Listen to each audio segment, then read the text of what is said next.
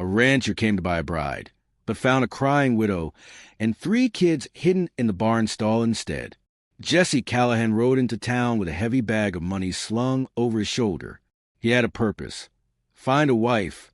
The local matchmaker was known for getting results, and Jesse was ready.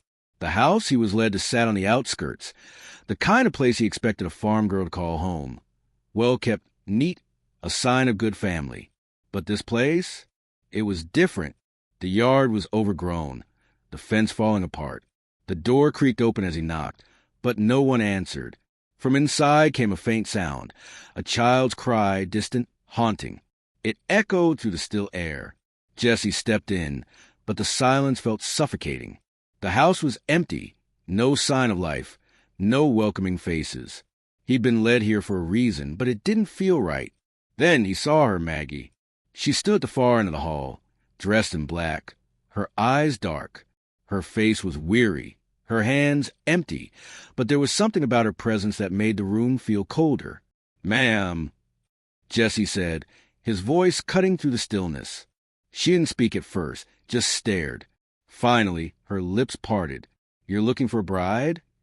Jesse nodded, holding out the bag of money. "I've got the payment." Maggie's eyes flickered down to the bag, then back up to him. "The children are gone," she said. Her voice was flat, not mournful, just empty. "They're not here." The words didn't make sense to Jesse, but before he could ask, a sharp wail pierced the air, a cry from the barn. Maggie didn't flinch, didn't react. "Who's in there?" Jesse asked, but Maggie didn't answer. Her eyes never left him, her silence heavier than the air around them. She didn't need to explain. The barn was calling him, and he was already walking toward it. Jesse's boots hit the ground hard as he made his way toward the barn. He couldn't shake the sound, the cry from inside. It cut through him, sharper than any wind. Maggie didn't follow. She stayed at the house, silent, as if she had no say in what was to come. He reached the barn door, the air thick with the smell of hay and rot. The door creaked open. Inside it was dark, shadows hanging low over space. The cry came again, closer now, sharp like a knife twisting. He stepped inside, his heart hammering. There, huddled in the far corner of the stall, were the children, Thomas, Sadie, and Eliza. They didn't move. Their faces were pale, their eyes wide, but not a sound came from them. Jesse's voice broke the silence. "What are you doing in here?" Thomas looked up, his face empty, like he wasn't really seeing Jesse. Sadie didn't even acknowledge his presence. But Eliza trembled, her tiny body shaking so badly that it hurt to watch. Jesse's gut twisted. Something was wrong. No child should look like that. He stepped closer. "What happened?" he asked softly, but none of them spoke. Behind him, Maggie appeared, her face as cold as the barn's walls. She stopped just inside the door, her eyes fixed on the children. "You shouldn't have come in here," she said, her voice low, strained. "Why are they in here? What's going on?" Jesse asked, his frustration growing. Maggie took a deep breath. "They're hiding from what they've seen." Her voice cracked, but she didn't show it. "From what they can't forget." Jesse's hand hovered over Eliza's trembling form. "What did they see, Maggie?" The words hung in the air. Maggie didn't answer. Instead, she closed her eyes, the grief in her face deeper than he had imagined. "They've seen too much," she whispered, "just like their father did." Jesse felt the air grow heavier. His curiosity was no match for the fear creeping through him now. Where's their father? Maggie's eyes opened, and for the first time, Jesse saw the true weight of her sorrow. "He's gone." She paused. "And so are they." The silence settled between them, thick and unbearable. The barn felt colder now. The air felt suffocating. And in that moment, Jesse knew, this wasn't just a widow and her children hiding from the past. This was something darker, something that had haunted this family for longer than he could understand. He stepped back, his gaze lingering on the children, their faces etched with terror. "What the hell happened here, Maggie?" She looked at him, her face hardening. "The Harpers happened. Back at the house." The evening light filtered through the cracks in the walls, casting long shadows that seemed to stretch into every corner. Jesse sat at the worn wooden table, his hands restless, turning the letter Maggie had handed him over and over. The crumpled paper felt fragile, but its weight was unmistakable. He stared at the faded ink, each word seeming to pulse with something unspoken, like it was trying to break free. Maggie didn't sit. She stood near the door, her back turned to him, her arms crossed tightly as though she were holding herself together. The quiet was suffocating.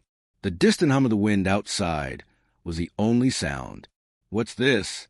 Jesse asked, his voice tight. He unfolded the letter more carefully this time, the yellowed edges cracking beneath his fingers. Maggie's voice broke the silence, low, as if the words were forced from her.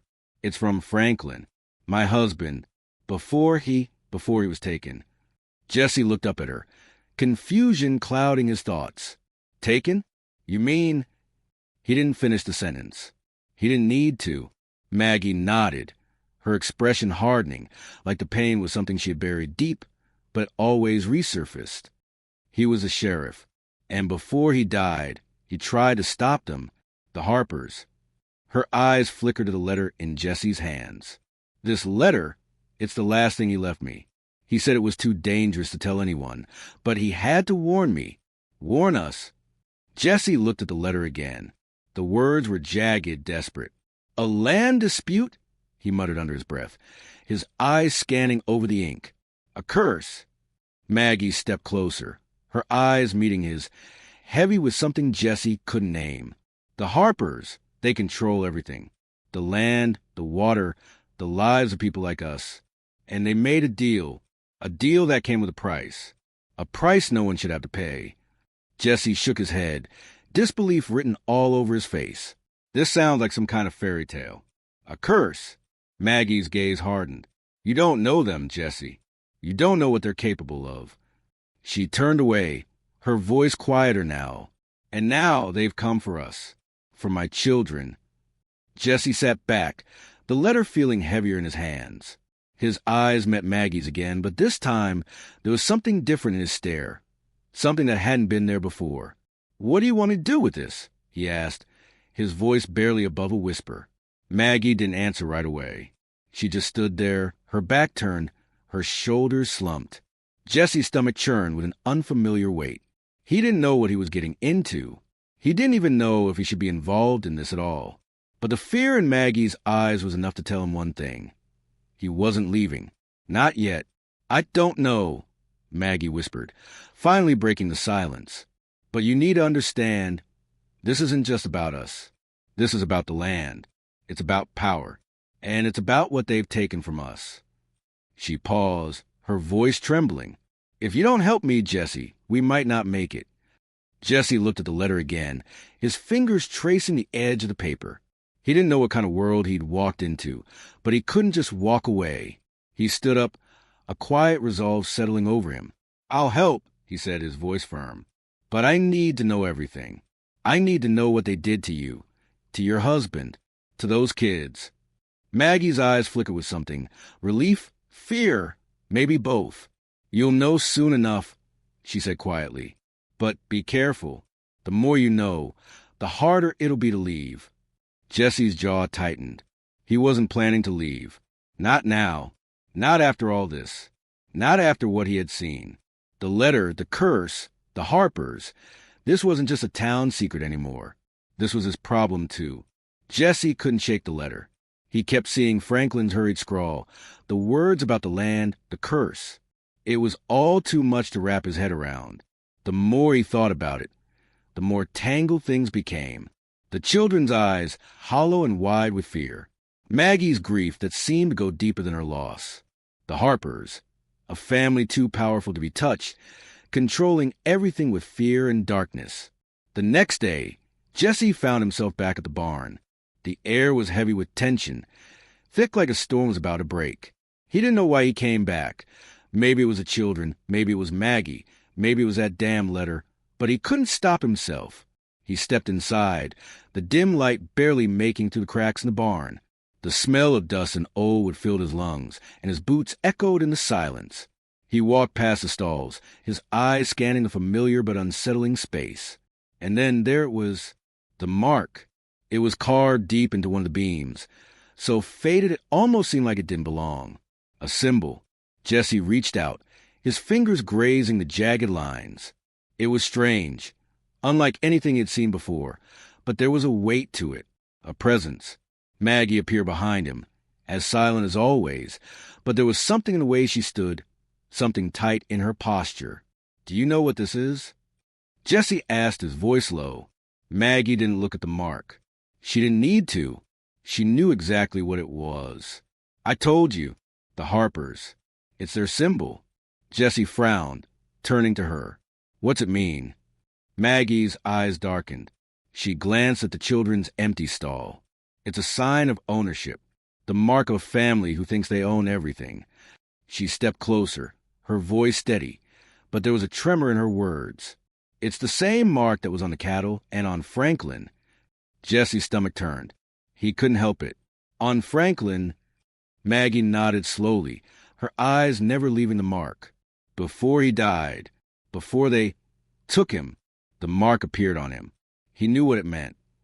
Jesse swallowed hard. "And you think this is what killed him?" Maggie's gaze didn't waver. "I don't think. I know." Jesse stepped back, his hand still hovering over the symbol. A cold chill ran down his spine. The power that came with it. The fear. He felt it now, deep in his gut. This wasn't just about land. This wasn't just a dispute. This was something older, something darker. They don't just control the land, do they? Jesse's voice was tight with realization. Maggie finally turned to him, her expression hard. "No, they control everything. Everything that matters." Jesse's eyes met hers. He felt the weight of the situation, heavier than any rancher's burden, heavier than any fight for land. This was something else. Maggie's voice was barely a whisper. "They won't stop until they have everything." Jesse's chest tightened. He didn't know what he was getting into, but he could feel it now, thick in the air, like the weight of a storm before it broke. The Harpers had marked this land. They'd marked her family, and Jesse was now a part of it. The question was, how much was he willing to lose? The sun beat down relentlessly as Jesse sat on the porch of the house, the dry wind tugging at his shirt. He hadn't slept much since the night in the barn, the mark still haunting him, still gnawing at his mind. Maggie had gone inside hours ago, but he stayed, staring at the horizon, as if the vast emptiness could somehow make sense of the mess he'd stepped into. But nothing made sense anymore. He could hear the children inside, soft whispers, quiet footsteps, but it wasn't their voices that troubled him. It was the silence of the land. The air felt dry, too dry, and Jesse had noticed it the last few days. The well, usually reliable, had started running low. The creek that fed the farm was nothing more than a trickle. The earth beneath his boots was cracking. Maggie stepped onto the porch, her face pinched, her eyes distant. She glanced at Jesse but didn't say anything. She didn't need to. He could see it in her expression, the same thing he'd been feeling. Something was wrong with the land, something more than just a drought. "We're losing it," Maggie said, breaking the silence. Her voice was steady, but the weight of her words hung heavy in the air. Jesse turned toward her. "The water," he said. "It's drying up." Maggie nodded. "It's not natural, Jesse. Caleb Harper's been poisoning it." Jesse's stomach turned. "Poisoning it?" Maggie's eyes darkened. "Yes, he's doing it to force people off their land. They want us gone. It's been going on for months, but now it's getting worse. Our land is next. My children," her voice faltered for the first time, "they're already getting sick." Jesse stood up, the anger rising in his chest like a fire. He felt helpless, but there was something else, something that felt like a spark, like a chance to fight back. "We can't just let him do this. We can't just sit here and watch everything die." Maggie shook her head slowly, her face hardening. "I wish it was that simple. We can't just fight them. They control everything. If we try..." She paused, her voice dropping to a whisper. "They'll kill us all." The words landed like a punch. Jesse stepped back, his hands clenching into fists. Maggie was right. He had no idea what they were up against. The Harpers weren't just some family with money. They were something much darker, something that controlled the very earth beneath them. "I'm not letting him do this to you," Jesse said, his voice firm. "Not to your children. Not to anyone." Maggie didn't argue. She just nodded, the weight of her decision settling in. There was nothing left for her to protect but the children, and maybe, just maybe, there was still a chance to stop the poison, to stop Caleb Harper from taking everything. But Maggie was fragile now, her resolve wearing thin with each passing day. Jesse could see it. The way the fear clung to her, the way the grief never left her eyes. She turned toward the house, her voice barely a whisper. "I'm planning something, Jesse. I'm planning to stop him." Jesse followed her, his steps heavier than they had been before. "What do you need me to do?" Maggie stopped at the door, her hand resting on the handle. "I need you to stay with me. To protect us." Jesse's chest tightened. This wasn't just about land. This wasn't just about a fight. This was about survival. And somehow, in the quiet of this broken house, Jesse realized that he wasn't just protecting a family anymore. He was protecting something much bigger, something he wasn't sure he was strong enough to fight. But he was going to try. He had to. The wind howled as Jesse and Maggie rode toward the Harper estate, the weight of what was coming heavy between them. No words passed between them, only the silent understanding of what they were about to face. The Harper mansion loomed ahead, dark and silent, like a fortress. Maggie's grip tightened on her husband's old rifle, her resolve hardening with each step. Jesse, too, felt the weight of the moment. The ground beneath him felt heavier, as if it knew what was at stake. Caleb Harper appeared on the porch, calm, calculating. "You came," he said, his voice cold. Maggie's voice was steady. "This land doesn't belong to you." Caleb's lips curled into a smile. "It does now." Jesse tightened his grip on his rifle. This wasn't just about land or power. It was about survival.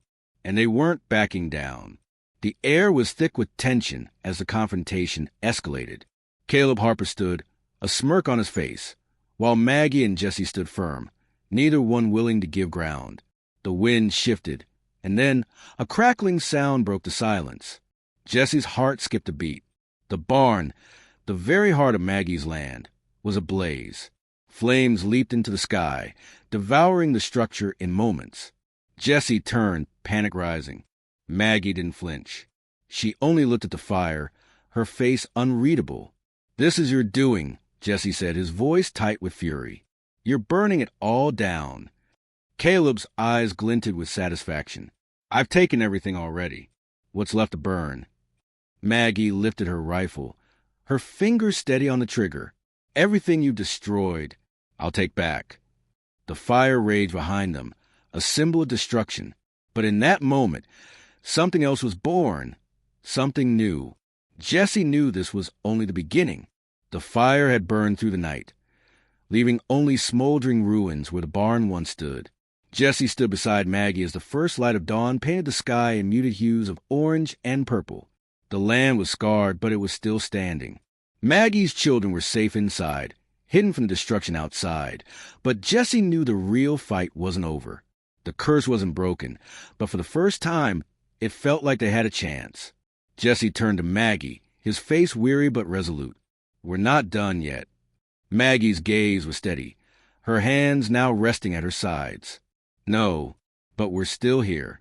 Together, they walked toward the smoldering remains of the barn. The land would heal, maybe not today, maybe not tomorrow, but it would heal. And so would they.